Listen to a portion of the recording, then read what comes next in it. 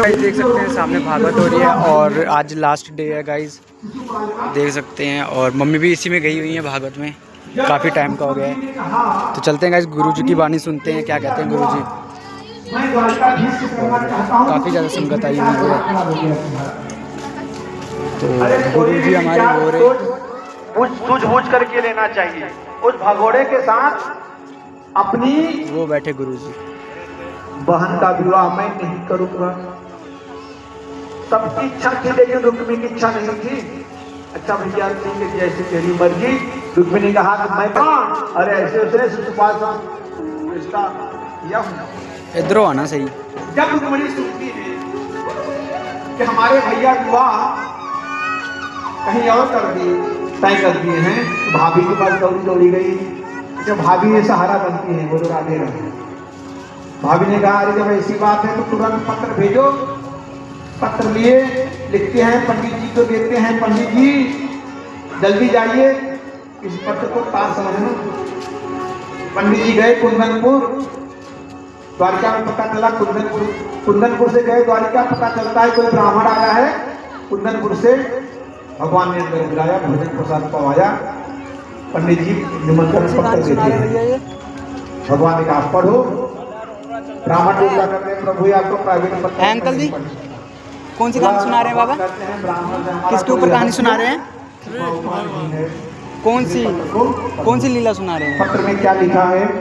शादी के बारे में, जब शादी हुआ था मेरे रस्त कर्ण वीडियो डालूंगा ना, पता रहेगा नहीं क्या लिखना है। रूपम दिशाम दिशमता मखिलार्थ लाभम तयाजुता विचित्रचेतम पत्र। कहीं ऐसा न हो कि शेर के भाग को कोई बिगड़ ले जाए। मैं आपके नाम की माला जप कर रही हूँ और हमारा विवाह होगा तो अब से ही होगा। हमारा भाई रिश्ता तय कर दिया है शिशुपाल के साथ। यदि आप नहीं आओगे हमारी यहाँ से डोली नहीं अर्थी निकलेगी और उसके कारण आप बनोगे। भगवान ने कहा चिंता न करो, हम भी आपका कुछ कुंदनपुर की याद कर रहे हैं। तो पंडित जी ने कहा कि क्या समाचार दे रहे हैं, कुछ आप भी सूचना दो मुझे, मैं क्या लेकर के जाऊं। क्योंकि रुक्मिणी देखिए कि मैं क्या बताऊंगा। भगवान ने कहा कुछ बताने की जरूरत नहीं है, मैं साथ ही चलता हूँ। और साथ में ही भगवान चल दिए, अपने अस्त्र नाम के घोड़े के आवाहन करते हैं, रथ पर बैठ करके निकल पड़े। जब निकल पड़े आगे बलराम जी ने कहा कन्हैया कहाँ जा रहे हैं? कहाँ कन्हैया जा रहा है? और जैसे ही देखते हैं कन्हैया कहीं जा रहा है, पूछते भैया कहाँ जा रहा है कन्हैया? सबने कहा पता नहीं। एक सैनिक ने कहा कुंदनपुर से कोई ब्राह्मण आया था, मुझे बस इतना पता है। ओहो स्वयंवर होने वाली है कुंदनपुर में, चलो चलो हम सब चलते हैं, हो न हो बहू के साथ लौटना पड़े। अब थोड़ी सेना लेकर के बलराम जी वहां से चल देते हैं और यहाँ कृष्ण भगवान पहुंच जाते हैं। अब रुक्मिणी देख रही है अभी तक पंडित जी आए ना आए और शिशुपाल की बारात आ गई। अब तो रुक्मिणी की धड़कन तेज हो गई। हे भगवान अब मैं क्या करूं, बारात भी आ गई है, अभी तक पंडित जी का कुछ पता होता नहीं है। अब धड़कन तेज हो गई, धड़कने लगी तो अब क्या करेंगे। इतने में भगवान तो पहुंच ही गए कुंदनपुर। जब पहुंचे पंडित जी देखते हैं रुक्मिणी देख बराती सब घर भरा है, सभी आसपास के लोग आए, रुक्मिणी का विवाह है। रुक्मिणी जब देखी पंडित जी को भी पूछते जल्दी आओ कुछ समाचार। पंडित जी मुस्कुरा रहे थे। रुक्मिणी समझ गई कि मुस्कुरा रहे हैं, इसका मतलब चेहरा देख करके मालूम पड़ जाता है कि काम हुआ है नहीं हुआ है ना।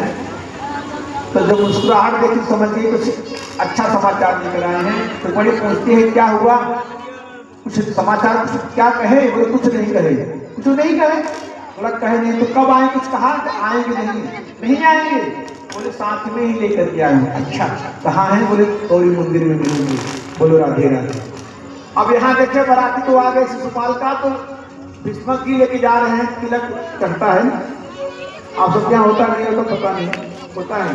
तो तिलक लेकर के जा रहे थे तो द्वारकाधीश को लगा कि चलो अब आए हैं तो कम से कम भीष्म जी से मिलते चले। और जैसे द्वारकाधीश भगवान जब पहुंचते हैं तो सभी माताएं को लगा अरे यही दुल्हा है क्या, इतना सुंदर। तो अब भीष्मक भी समझ गए इतना सुंदर दुल्हा यही है, कोई किसी ने कभी देखा तो था नहीं। तो शिशुपाल को देखा था, न कन्हैया को देखा था, और ले जाकर के सबरे तिलक भगवान को चढ़ा दिए। उल्टा काम क्या हुआ, जो उल्टा होने तुम्हारा तो सीधा हो गया। जो तिलक चढ़ना था शिशुपाल को वो चढ़ गया गोपाल को। बोलो राधे राधे। जब तिलक उलक चढ़ गई, भगवान ने तिलक चढ़ा लिया, तब कहते हैं अरे क्या कर रहे हो, मैं दुल्हा थोड़ी हूँ क्या, आप दूल्हे नहीं हो। सभी माताएं, बूढ़ी माताएं सभी कहते राम राम राम। लगता है रुक्मिणी का भाग फूटा हुआ है, जो ऐसा वर ना मिले, ऐसा वर तो होने पे भी मिले। बहुत चिंता होने लगी, लेकिन अब क्या करेंगे, इसी प्रभु की विधाता की। अब जाकर तो हो गया सो हो गया। जब शिशुपाल को पता चलता है कि यहाँ पे द्वारकाधीश भी आया हुआ है, और रुक्मी को भी पता चलता है द्वारकाधीश आए हैं, तो सभी सैनिक लगा देते हैं रुक्मिणी की सुरक्षा के लिए। पता चलता रुक्मिणी कहाँ गई, रुक्मिणी तो चली गई है गौरी मंदिर पूजन करने के लिए। अब रुक्मिणी जब गौरी पूजन के लिए जब गई, तो वहां पर माँ भगवती की प्रार्थना करते हैं कि माँ आज जितनी भी मैंने किया है सबका मुझे फल चाहिए। रुक्मिणी कहते हैं मन जाहि राचे हूँ मिलहि सो सहज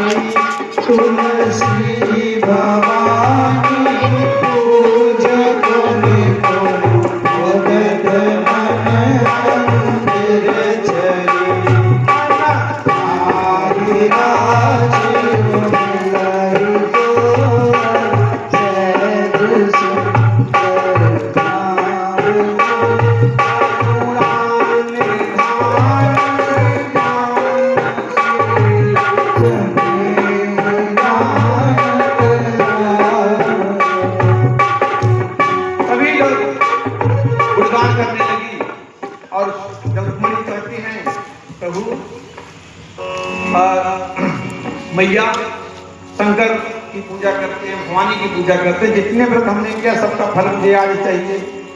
तो आशीर्वाद मिलता है कि जय जय गिरिवर राज किशोरी, जय जय गिरिवर राज किशोरी, जय मुख चंद्र चकोरी, जय महेश मुख चंद्र चकोरी, जय गजपदन दानन माता, जय गज गगन सगनन माता, जगत जननी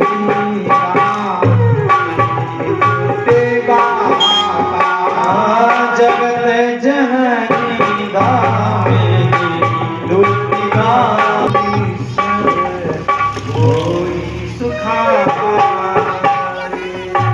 आशीर्वाद देती है कि मैं सभी आशीर्वाद तुम्हें प्रदान करती हूँ। रुक्मिणी के हाथों में फूल आया, रुक्मिणी प्रसन्न हो गई, और जैसे बाहर निकल के देखती है कितने ज्यादा सैनिक, अब तो घबराई।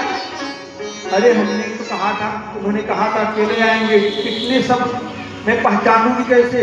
अब तो घटना तेज होने लगी। भगवान ने सोचा कि मैं आगे नहीं जाऊंगा तो डर जाएगी, आगे चल करके हाथ हिलाते हैं, धनी हैं, और भगवान देखते ही पहचान गए, और इससे भगवान आगे बढ़े। सभी लोग भगवान को देख करके मोहित हो गए। अब तो रुक्मिणी को देख रहे हैं तो प्रशंसा कर रहे हैं, वाह कितना अच्छा जोड़ी है, प्रशंसा कर रहे हैं। घोड़े की कान देखो, रुक्मिणी के बाल कितने विशाल हैं, अनेक अनेक प्रकार के गुणगान गाते जा रहे हैं। भगवान ने हाथ पकड़ा रुक्मणी को और रथ पे बिठाया लेकर के 9 2 11 हो गए। जब भगवान चले गए तब एक ने कहा अरे हम काय को आए हैं? हाँ किसी काम से तो आए हैं। तो याद आई अरे हाँ रुक्मणी की सुरक्षा करने के लिए आए हैं। सखी ने कहा भांग खा के आए हो क्या? रुक्मणी गई द्वारिका पे लेके गए। अरे पकड़ो पकड़ो पकड़ो पकड़ो ले गए भगोड़ा ले गए पकड़ो। जैसे ही दौड़ते हैं भगवान देखते हैं और सबको परास्त करते हैं। अंतोगत्वा उतने में चले जाते हैं बलराम जी। जैसे है बलराम जी को देखते हैं बलराम सभी लोग कहते हैं बोलो कृष्ण कन्हैया लाल की जय हो। बलराम जी की जब सेना को देखा भगवान लज्जित हो गए। बलराम जी ने कहा ठीक है। बलराम जी से कन्हैया कहते हैं भैया गाओ भैया प्रणाम। बलराम जी कहते हैं जाओ कखनों बहू के साथ आशीर्वाद देंगे। शर्मा गए कन्हैया की देखेंगे पहली बार बहू के साथ जा रहे हैं। बलराम भैया कहाँ सोचेंगे अभी भगा के लेके जा रहे हैं। बलराम जी ने कहा जाओ। और इतने में जब हल मूसल वाला आ गया सभी डर गए अरे राम राम राम ये तो वही सेना है जरासंध की। हल मूसल वाले से बहुत डर लगता था। किसी तरह कोई पीटे कोई घायल भय कोई दौड़ करके गया शिशुपाल के यहाँ से कहता है अरे गजब हो गए का भयो? अरे हम गए थे युद्ध करने के लिए कन्हैया तो द्वारिकाधीश अकेला था हम उसका पता निकाल लेते उसकी खबर ले लेते। लेकिन तब तक वो मूसल वाला आ गए खतरे वाले से बहुत डर लगता है। नहीं तो हम तो रुक्मणी कहाँ है रुक्मणी लेके चले गए और शिशुपाल बेचारा नाराज है। अब जरासंध से कहते मैं क्या मुंह दिखाऊंगा? आया था दुल्हा बन करके इतना अच्छा मेकअप वेकअप करा करके इतना महंगाई में। अब डोली में बैठ के आया हम अकेले बिना दुल्हन के जाऊंगा तो क्या कहेंगे क्या इज्जत हमारी रह जाएगी। और तो मैं जाऊंगा नहीं ऐसे चम्बल जाना ठीक है।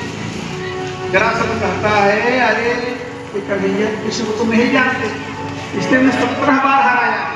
देखो क्या हमारा मन उदास है? तब शिशुपाल कहता है अच्छा जब हमसे बड़े बड़े बेशरम बैठे हैं तो हम काहे को शर्म करेंगे। तो ये चलो हम छोटे मोटे से ही निंदक हमारी होगी। रुक्मिणी पहुंचता है भगवान से युद्ध करता है। भगवान युद्ध में रुक्मिणी को भाई को परास्त करते हैं मारने के लिए जाते हैं। तो रुक्मिणी कहती है प्रभु हमारी भाभी विधवा बने उसका कारण मैं बनूं ऐसा ना करें। भगवान छोड़ देते हैं।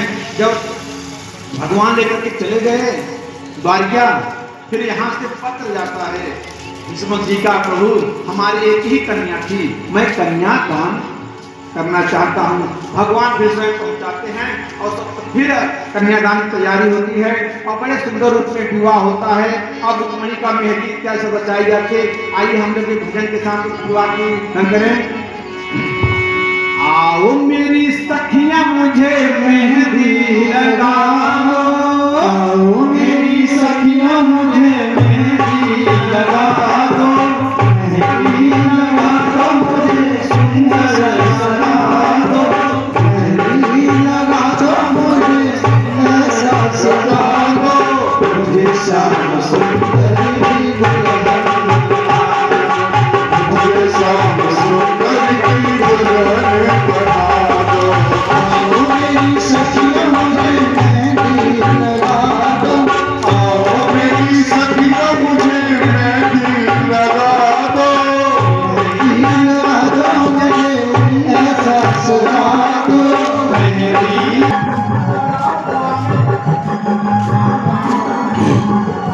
तो गाइस मैं घर आ गया और जैसे कि आज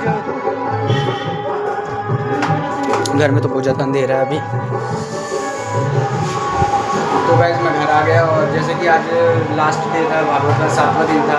रुक्मिणी विवाह की कथा सुनाई गई और मम्मी अभी गाइस वहीं पे हैं जो कि भजन वगैरह हो रहा है। उसके बाद आरती वगैरह होगी और फिर ये भागवत का आज आखिरी दिन है। फिर बाबा लोग चले जाएंगे अपने घर और मैं भी गाइस रुक्मिणी विवाह का भजन सुनकर घर आ गया हूँ।